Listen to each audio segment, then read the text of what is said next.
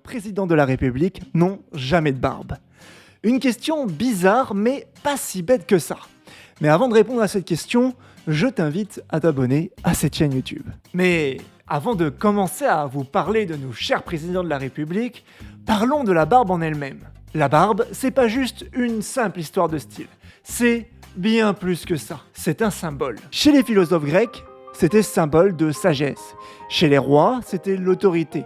Chez les religieux, la spiritualité. Et parfois, ça pouvait même être la révolution, comme ce fut le cas chez les barbus de 1848. Bref, une barbe, ça parle. Ça dit quelque chose de toi avant même que tu n'aies ouvert la bouche. En France, au 19e siècle, la barbe est à la mode, même chez nos chers présidents de la République. Par exemple, Jules Grévy, ancien président de la République de 1879 à 1887, a porté une belle barbe bien fournie. C'était d'ailleurs un symbole de sagesse et d'autorité, comme pour beaucoup de chefs d'État à cette époque-là.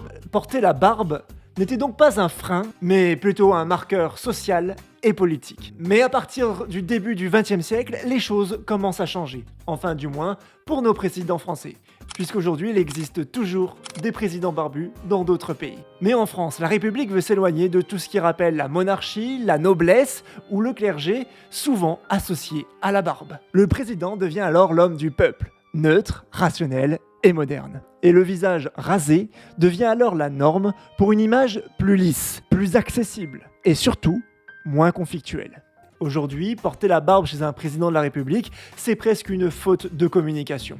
Dans un monde ultra connecté, où chaque petit détail est analysé, une barbe peut faire polémique, détourner l'attention, voire même diviser. Et donc, nos chers présidents préfèrent garder leurs joues bien lisses pour envoyer un message simple, stabilité, sérieux et neutralité. Voilà donc pourquoi nos présidents ne portent plus de barbe à notre époque. Mais, qui sait, peut-être qu'un jour nous verrons un candidat barbu casser les codes actuels. Et toi, est-ce que tu serais capable de voter pour un président barbu ? Dis-le moi dans les commentaires, j'irai lire vos avis. Enfin bref, cette vidéo est terminée. J'espère que celle-ci t'a plu. Si c'est le cas, n'hésite pas à t'abonner à la chaîne, de liker, partager la vidéo. Sur ce, moi je vous dis à la prochaine pour une prochaine vidéo. Allez, tchuss!